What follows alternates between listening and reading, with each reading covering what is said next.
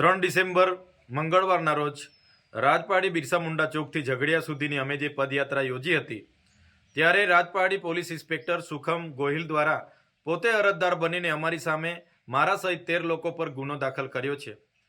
ત્યારે અમે પોલીસ વિભાગને કહેવા માંગીએ છીએ એ પદયાત્રા માટે 30 નવેમ્બરના રોજ અમે કલેક્ટર અને એસપીને જાણ કરી હતી અને પ્રાંત અધિકારીને પણ અમે પરવાનગી માંગી હતી। કોઈ પણ જાતના ચૂંટણી કે જાહેરનામા ન હોવા છતાં પોલીસ અધિકારીઓના નકારાત્મક અભિપ્રાયોના લીધે અમને પરવાનગી આપવામાં ન આવી હતી। ત્યારે આ પદયાત્રા અમે ઝઘડિયાના વિસ્તારમાં ગેરકાયદેસર ચાલતી રેતીની લીઝો, સિલિકા પ્લાન્ટ, કોરી કરસોરો અને ભૂમાફિયાઓ વિરોધમાં અમારી હતી। સારા રોડ રસ્તા બનાવવાની માંગ, આ વિસ્તારમાં યુવાનોને રોજગારી આપવાની માંગ અને જીએમડીસીમાંથી દૂષિત પાણી જે નીકળે છે, જમીન સંપાદનો જે ગેરકાયદેસર થાય છે એના વિરોધમાં અમારી પદયાત્રા હતી।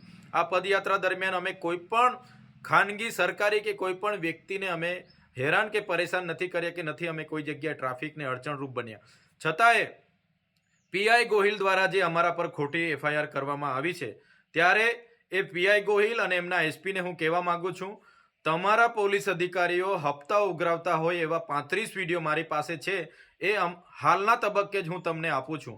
તમે એ લોકો પર કાર્યવાહી કરો અને તમે જે અમારા પર ખોટી એફઆઈઆર કરીને અમારો અવાજ દબાવવાની વાત કરી છે, આ અવાજ સંવિધાનનો અવાજ છે, આદિવાસીનો અવાજ છે, આ અવાજ ભરૂચની જનતાનો અવાજ છે।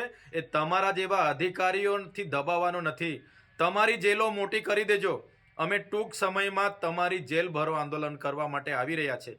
આજે પણ ત્યાં એક મહિલાને ટ્રકે કચડી નાખી છે, ત્યારે અઠવાડિયામાં 2 થી 3 યુવાનોને આવી રીતના કચડી નાખવામાં આવે છે, એની જવાબદારી કેમ પોલીસ અધિકારીઓ નથી લેતા, એની એફઆઈઆર કેમ નથી ફાડતા?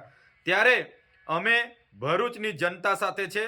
કોઈ પણ આવા ભૂમાફિયા હશે, ઓવરલોડ ટ્રકના માલિકો હશે કે જે પણ લોકો પોલીસ અધિકારીઓ હશે, અમે કોઈથી ડરવાવાળા નથી।